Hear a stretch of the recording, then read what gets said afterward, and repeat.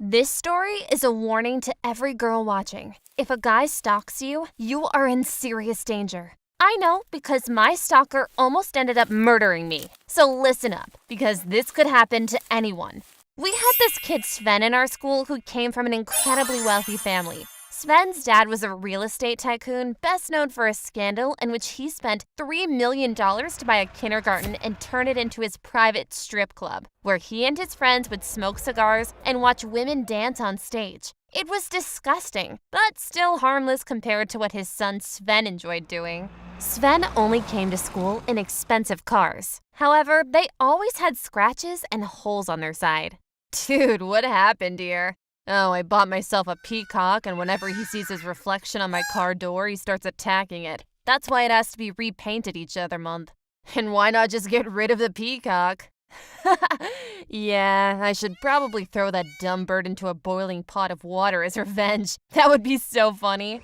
I'm pretty sure Sven was a sociopath, and despite his wealth, he had neither friends nor girls interested in him. So, in a desperate attempt to increase his popularity, Sven threw a big party at his house. He wanted to make new friends, but most kids from our school just stole everything they could get their hands on while there. Meanwhile, my own horror story began. Sven came over to me and asked if I wanted to dance with him. Thank you for the offer, but I'm not interested. But it's my birthday! Come on! Don't touch me! I screamed, and now everyone looked at us. The other kids started yelling at him to leave me alone too, with some even throwing their beers at him. It was an extremely humiliating experience for Sven, and I could tell he was about to start crying. So out of pity, I helped him wipe the beer off his face. Biggest mistake of my life, because he immediately grabbed my arm and said, "Thank you for being so kind to me. We should hang out with each other more often." What a creep. The following week, I was waiting for my school bus when Sven pulled up in front of my house. "What are you doing here?" "I couldn't stop thinking about you after what happened between us at my party, so I wanted to give you a ride to school." How did this creep know where I lived? I told him I wasn't interested, but he responded, "No problem. Have fun in your English class."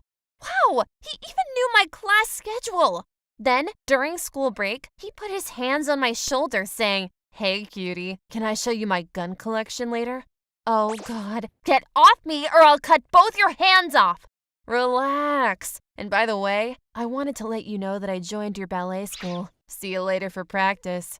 Okay, Sven's behavior was getting out of control. One day, my mom told me, "A boy just knocked on the door. He said he was your boyfriend and told me to give you this envelope." Oh no, did Sven now actually believe we were a couple? I opened the envelope and found a graph notebook inside. Turns out that he had filled every single square of the 160 pages with a heart, which must have taken him weeks to do. It scared me so much, because what if Sven eventually turned to violence if he didn't get what he wanted? I did some research and learned that there are 5 main categories of stalkers. The description that best fits Sven was that of the intimacy-seeking stalker. That's a person who believes that they are loved by their victim or will be loved one day in the future. Apparently, this kind of stalker is often mentally ill or delusional. And if the delusional stalker gets rejected again and again, he often becomes resentful and tries to hurt his victim. This actually happens to many celebrities. One of them was Rebecca Schaeffer. She was an actress that was murdered by her stalker after she appeared in a sitcom episode where she was shown in bed with another actor. This infuriated her stalker so much that he murdered her out of jealousy.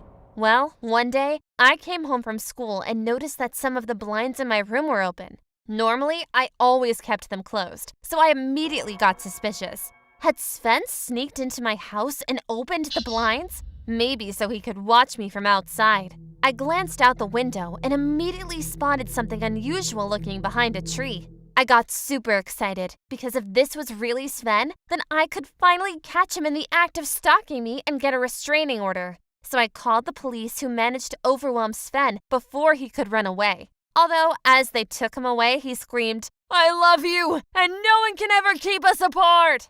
The next day, the police informed me that they found several audio recordings of me on Sven's phone. Turns out, he'd been in my room before and installed a hidden microphone under my bed to listen in on me at all times. After the incident, Sven got 6 months in juvenile detention and wasn't allowed to go anywhere near me again. But the restraining order didn't work because whenever I went on a date with another guy, I would receive SMS messages from an unknown number like, "I'm watching you. How many more men will you have to date before you realize that I'm the one?"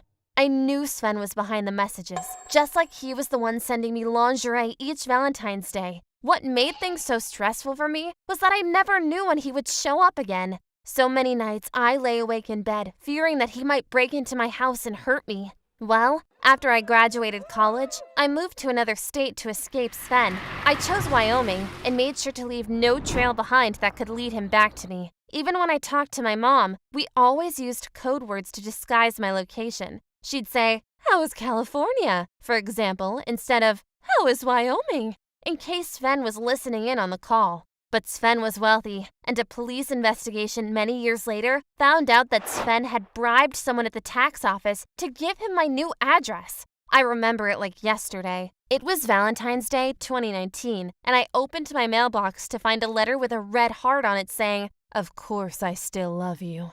Sven was back, and I just wanted to die. The idea of living in constant fear again was unbearable. But of course, that's exactly what most stalkers want, to wear their victims down until they finally agree to get into a relationship with them.